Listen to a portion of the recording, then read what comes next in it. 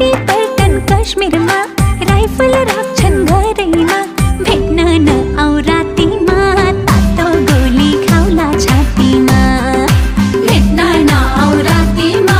तातो गोली खाउला छातीमा